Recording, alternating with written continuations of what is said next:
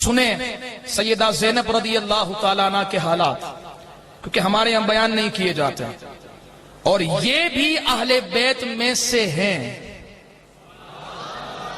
یہ بھی اہل بیت میں سے ہیں۔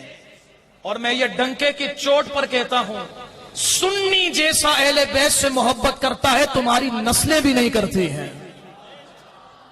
کہ کیسے؟ میں نے کہا ایسے کہ تم تین کو نکالتے ہو، ایک کو مانتے ہو، یعنی تم اہل بیت میں سے تین کا انکار کرتے ہو۔ سنی سارے اہل بیت کو مانتا ہے، وہ یہی کہتا ہے کہ 1 2 3 10 12 امام نہیں، بلکہ سنی یہ کہتا ہے کہ تیری نسل پاک میں ہے بچہ بچہ نور کا، تو ہے نور، تیرا سب گھرانہ نور کا۔ حضرات محترم، سیدہ زینب رضی اللہ تعالی عنہا والسلام اللہ علی ابیہا وعلیہا، سیدہ زینب رضی اللہ تعالی عنہا نبی کریم صلی اللہ علیہ وسلم کی عمر مبارک جب 30 سال تھی، اس دنیا مقدسہ میں اس دنیا میں تشریف لائیں، اور دنیا میں تشریف لا کر نبی کریم صلی اللہ علیہ وسلم کی پہلی شہزادی ہونے کا شرف حاصل کیا ہے۔ نبی کریم صلی اللہ علیہ وسلم ان سے کتنی محبت فرماتے تھے، اب سنیے گا۔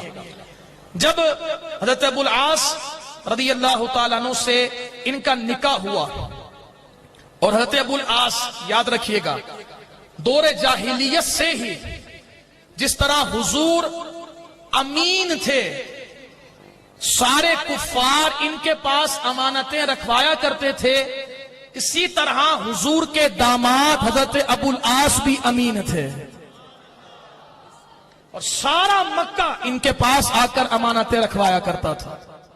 اب روایت میں آتا ہے کہ جب نکاح ہوا، اور نکاح ہونے کے بعد جب تک حضور نے نبوت کا اعلان نہیں فرمایا تو حضور تو سب کی آنکھوں کے تارے تھے۔ اب جب نبوت کا اعلان فرمایا اور کوہ صفا پر فرمایا یا ایھا الناس قولوا لا الہ الا اللہ تفلحوا، اے لوگو پڑھو کلمہ اللہ کے سوا کوئی عبادت کے لائق نہیں، اور میں اللہ کا سچا آخری رسول ہوں۔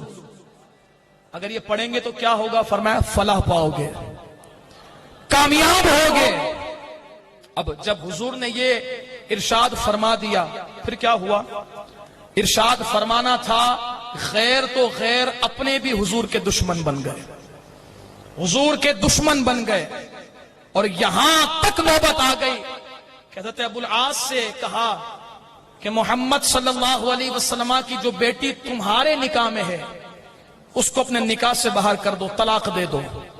حضرت ابو العاص کو پھر یہ انعام کے طور پر لالچ بھی دی گئی کہ آپ ان سے اپنا نکاح ختم کر دیں، مکے کی جس عورت کا آپ کہیں گے اس عورت کا نکاح آپ سے کروا دیں گے۔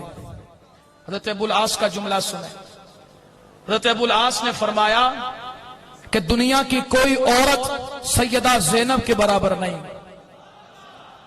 زینب کے مقابلے میں کسی عورت کو قبول نہیں کروں گا، مجھے تم کتنی تکلیف دینا چاہو تکلیف دے سکتے ہو، لیکن میں سیدہ زینب کو نہیں چھوڑ سکتا ہوں۔ اب جب اتنی محبت، اتنا پیار حضور نبی کریم صلی اللہ علیہ وسلم نے حضرت ابو العاص کا دیکھا سیدہ زینب رضی اللہ تعالی عنہا سے، تو حضور بھی ان سے محبت کرنے لگے، پیار کرنے لگے۔ اور جب حضور نبی کریم صلی اللہ علیہ وسلم میں اختصار کرتا ہوں، جب ہجرت کر کے مدینے تشریف لے گئے، مدینے تشریف جب لے گئے تو اس وقت جب بدر کا مارکہ ہوا 2 ہجری میں، تو بدر کے مارکے میں ابو العاص کو بھی کفار مکہ لے کر آئے تھے۔ اب یہاں سیدہ زینب رضی اللہ تعالی عنہا مکے ہی میں تھی، اور ان کے 2 بچے تھے، ایک علی، دوسری امامہ رضی اللہ تعالی عنہما، یہ دونوں ان کے اولاد تھی۔ اب روایت میں یہ آتا ہے کہ جب حضرت ابو العاص کو لے کر گئے تو یہاں سیدہ زینب یہ رب کی بارگاہ میں دعا کر رہی تھی کہ مولا ایک طرف میرے بابا جان ہیں، دوسری طرف ان بچوں کے بابا جان ہیں، اب یہ فکر مند کہ ہوگا کیا، معاملہ کیا ہوگا۔ اتنے میں خبر لانے والا خبر لاتا ہے کہ مبارک ہو کہ محمد صلی اللہ علیہ وسلم جیت چکے ہیں، ہم ہار چکے ہیں۔ میں نے مبارک کا لفظ ہمارے لیے کہا ہے۔